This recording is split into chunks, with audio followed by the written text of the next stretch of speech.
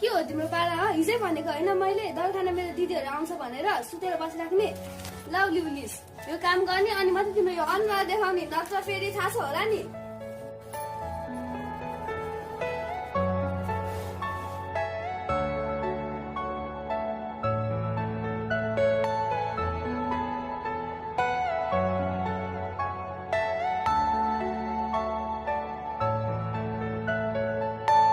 Are you all my personal dreams?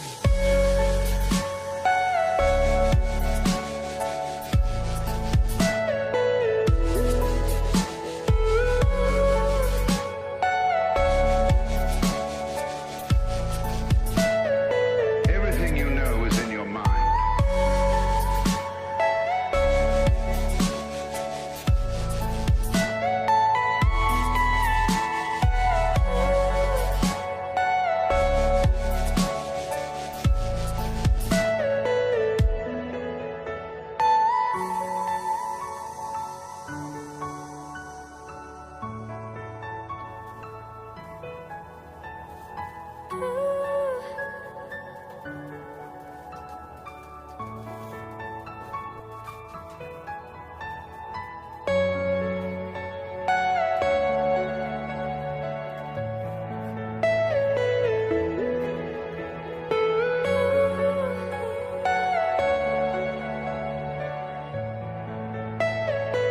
Are you all my personal dreams?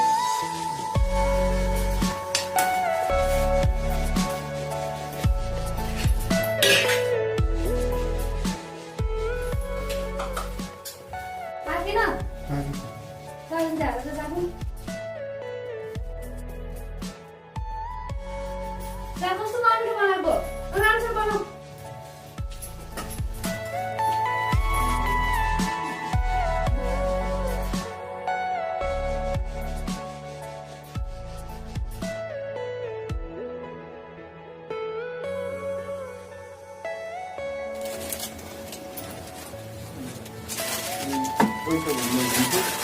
अनि लिएर आउनु सकेन भुजेको पैसा के गर्यो?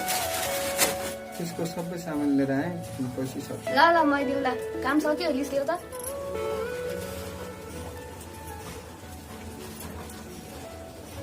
बुझ्यो पुछेँ, बाथरुम सफा गर्यो सामान लिएर आयो लिएर आएँ, पकायो सबै पकाइसकेँ। बोतलमा पानी भएको भने भाइ भर्खर भरेको।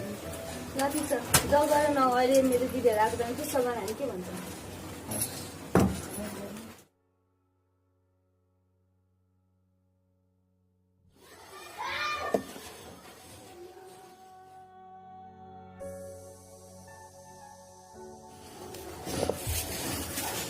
बा के गर्दै हुन्छ? केही छैन बाबु, यसो तिम्रो मम्मीको याद आयो, यसो फोटो हेरेर बसेको। किन र बाबु? हजुरलाई दही एकदम मनपर्छ भनेर लिएर आइदिएको थिएँ बुहारीसँग लुकाएर। ए किन दुःख गरेर ल्याएर त बाबु, ल्याउनु पर्ने थिएन नि। अहिले बुहारीले थाहा पायो भने गाली गर्छ। होइन के हो बाउसँग खुब गफ गराएर बसेको छ त तिम्रो माथि आउनु। बा हजुर लिँदै गरौँ नि। बस।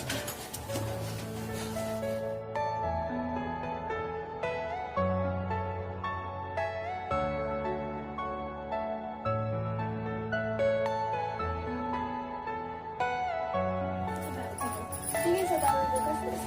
ठिक छ के राम्रो भएछ नि साह्रो लाग्यो। Are you all my personal dreams?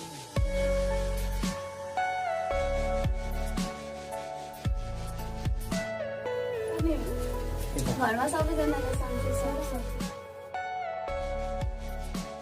सुन्नुहोस् त हजुर किन दिदीलाई पानी लिएर आइदिनु न। हस्।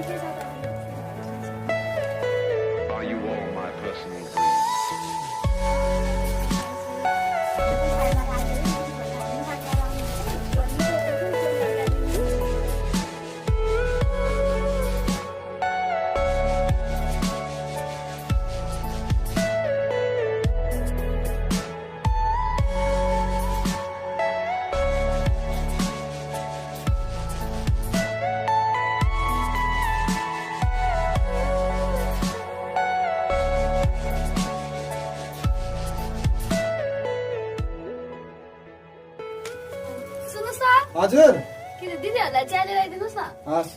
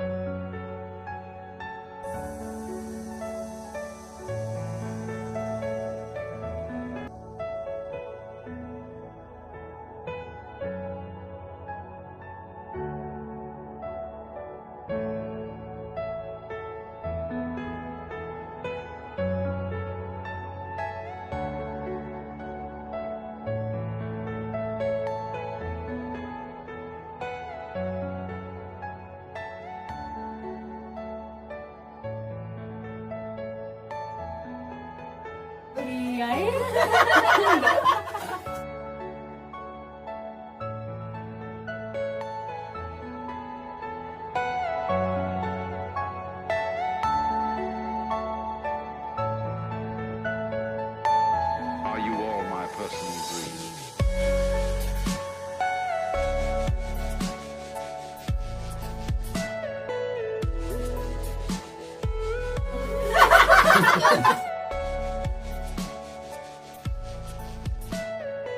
Everything you know is in your mind. सुन्नुहोस् त हजुर अब खाना हालिदिँदा हुन्छ है। ल ल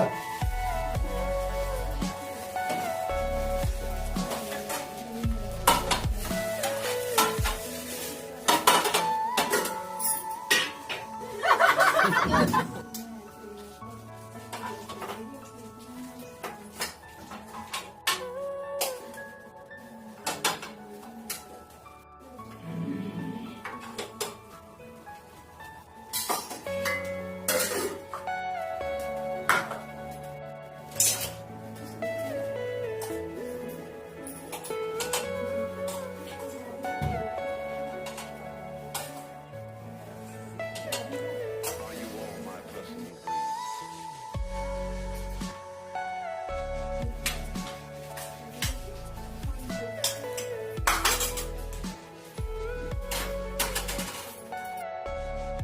तैँले त नोकर जस्तै पोइ पाइछस्। कति आनन्द है तँलाई जे भने त्यही मान्ने है दिदी। मजा मात्रै भएर के गर्नु कता लिएर हिँड्दै लाज त अब बुढीले बनाउँदै लाने हो नि। यसलाई खाना लाउनलाई दुःख छैन, बुढोलाई चिटिक्क पार्ने, आफूले बनाउँदै जाने, बाहिर लिएर हिँड्ने। दिदीहरू पनि खाने बेलामा के कुरा गरिराख्नु अब खानुहोस् छिटो छिटो। अझै नाच्नु जानु त बाँकी नै छ।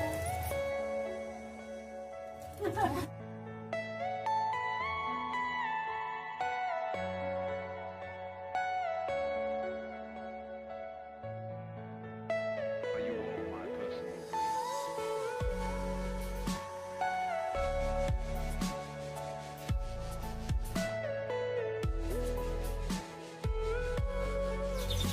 बहिनीको घरमा दर पनि डरै खाइयो। होइन अब फेरि आउनुपर्छ। आज त एकादशी भएर बहिनी मासु टेस्नु ल्याएको छैन। मासु खाने फेरि आउनुपर्छ तिज अगाडि। हो नि, अर्को दिन आउनुपर्छ। भइहाल्छ नि। सुन्नुहोस् त हजुर यो भाडाहरू सबै लिएर जानु त। हस्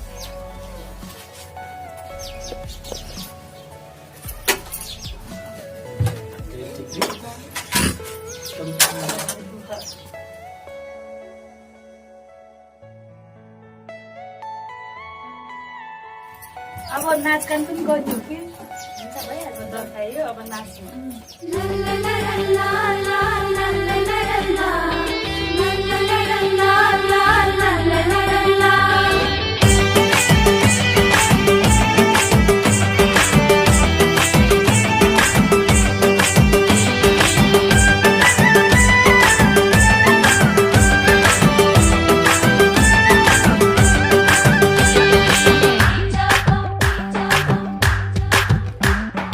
गाउँ सोर खोलेर दिदी र बहिनी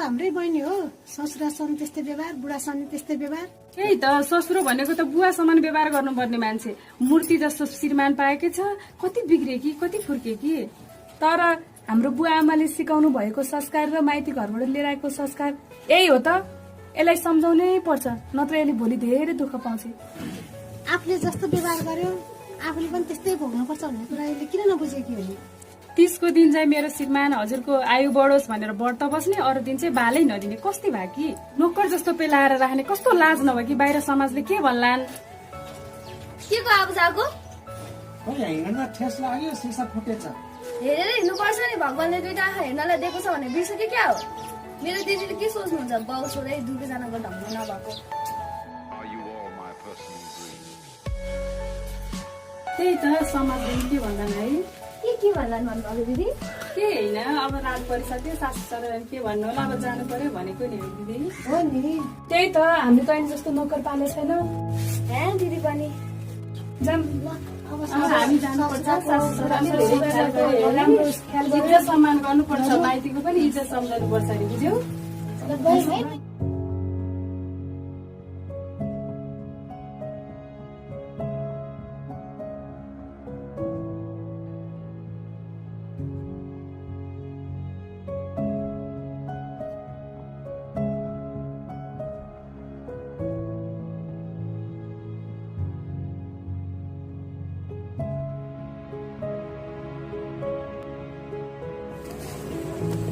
बाबु के गर्दैछस् केही नै होइन बा शीतल आइरहेको रहेछ त्यही भएर शीतल थापेर बसिरहेको अनि हजुर किन नसुत्नु भएको रहेछ के निन्द्रा लाग्थ्यो र बाबु खालि तेरो बारेमा सोच्दा सोच्दा आँसु त्यसै बग्छ पहिला त कस्तो थिइस् अहिले कस्तो भइस् के गर्नु बा मेरो भाग्यमा यस्तै लेखिएको रहेछ जति नै राम्रो बन्न खोजे पनि उसको अगाडि राम्रो बन्नै सकिएन बा सायद तैँले रोजेको केटी बिहे गरिदिन पाएको भए अहिले यो अवस्था आउने थिएन होला त्यति बेला हजुरले वचन नै त्यस्तै दिनुभयो बा कि त मैले छाने केटीसँग बिहे गरेँ नत्र मेरो मरेको लास देख्ने छस् हजुरले सानैदेखि हुर्काउनु भयो पढाउनु भयो आमा नभए तापनि आमाको कमीको महसुस कहिले हुन दिनु भएन मैले उसलाई धेरै माया गर्थेँ बा उसले पनि मलाई औधी नै माया गर्थ्यो तर हजुरको यो मायाको अगाडि मेरो त्यो 9 वर्षको माया केही पनि होइन बा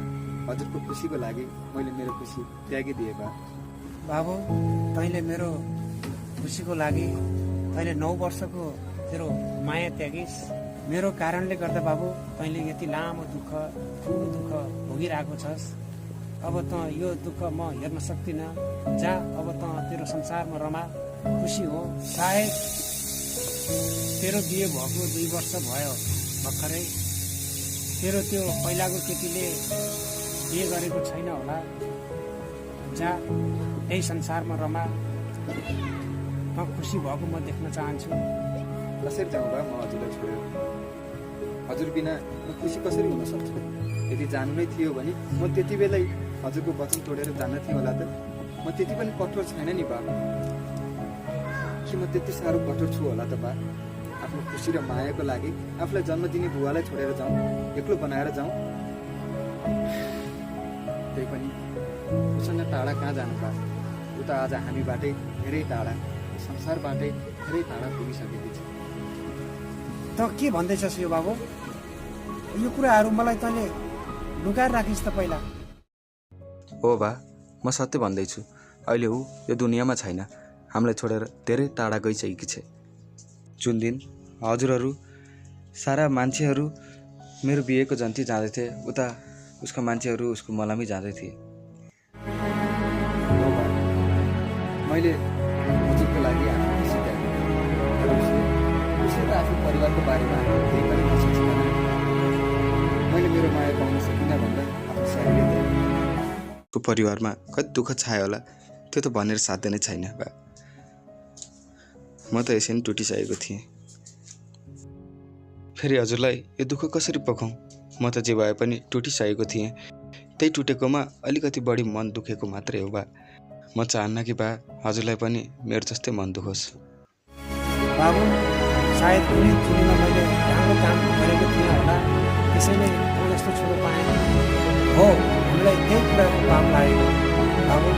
यो संसारमा राम्रो काम गरे त्यसको फल मिठै हुन्छ, नराम्रो काम गरे नराम्रै हुन्छ।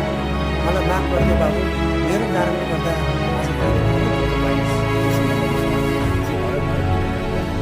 एउटा गहिरो भाउ भएर बसेको छ, तर त्यो भाउलाई हामी जति कोटायो त्यति नै दिँदै जान्छ बा। त्यसैले राम्रो यही हुन्छ कि हामी त्यो कुराहरू बिर्सेकै बेस होला। धेरै गाह्रो छ बा, तर हामी कोसिस त गर्न सक्छौँ। जे भए पनि बिहे गरेर लिएर हाल्यो, माया त लागि नै हाल्छ। त्यही पनि मैले उसमा त मेरो पुरानो माया देखिरहेको छु बा। हो, अहिले पो उसले बुझेकी छैन माया भनेको के हो र मायामा साथ कसरी दिने, त्यो बुझेकी छैन। नबुझिन्जेल हामीसँग अरू केही उपाय नै छैन बा। अनि बाबु हामीले अझै कति हेपाइसक्यौँ। त्यही भए जबसम्म उसले आफ्नो बुबा समान ससुरा र आफ्नो श्रीमानलाई इज्जत दिन जान्दैनन्, आदर गर्न जान्दैनन्, तबसम्म यस्तै नै होला। उसलाई यो कुरा थाहा छैन कि बा समाजले उसको श्रीमानलाई के भनेर बोलाउँछ। समाजले मलाई आज जोइ टिङ्ग्रे भनेर बोलाउँछन् बा। मेरो इज्जत घट्नु भनेको उसको पनि इज्जत घट्नु हो समाजमा। मन दुख्छ बा जब कुनै पसलेले कोही जोइ टिङ्ग्रे भनेर बोलाउँदाखेरि। तर उसलाई त केही फरकै पर्दैन, उसलाई फरकै पर्दैन बा। जब उसकै दिदीहरूले भन्दाखेरि पनि उसलाई केही समस्या नै छैन। तर दुनियाँको त उसलाई केही मतलबै छैन। लाज हुन्छ नि बा, मलाई त बानी परिसक्यो। तर उसलाई भोलि गएर छोराछोरीले हामीबाट के सिक्लान् बा। तर उसले यो कुरा बुझ्नुपर्छ बा। उसले बुझ्नुपर्छ कि बा आफूले अरूलाई जस्तो व्यवहार गर्यो, भोलि गएर फनान्न घुमेर कतै न कतैबाट त्यस्तै व्यवहार उसलाई पनि आइपर्छ।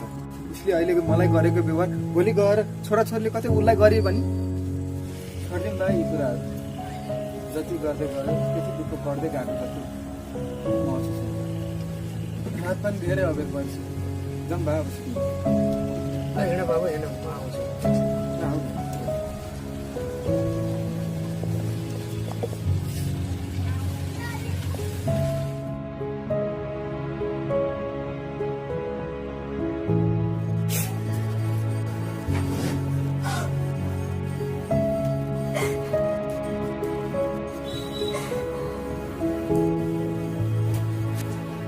के भयो?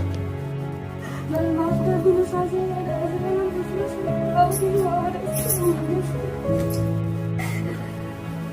हेलो प्रिय, तिमीले बुझ्यौ यही नै ठुलो कुरा हो।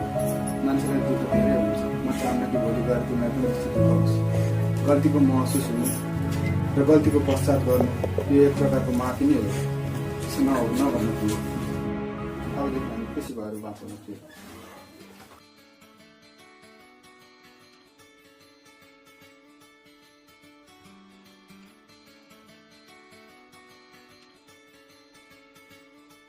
ल उठ, अब फ्रेस भयो, म सामानहरू लिएर आउँछु है।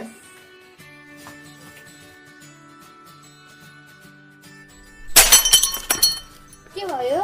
सिसा फुट्यो, यहाँ अल्झिएको थियो, यता सिसा फुट्यो। पाउला छु।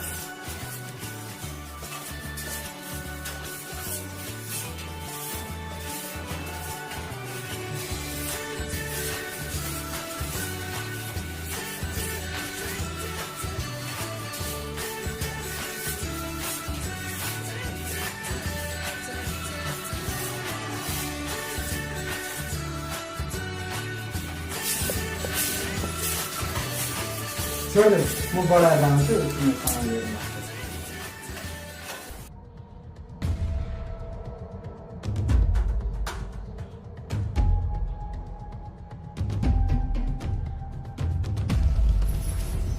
के हो, अझै पनि काम सकेको छैन? कहिले गरिसक्ने? जहिले पनि बिस्तारै बिस्तारै ल्यास ल्यास गरेर बसेको छ। कहिले पकाउने, कहिले खाने? छिटो छिटो गर। कसैको किन होइन? लेउ म बढाएर आउँछु।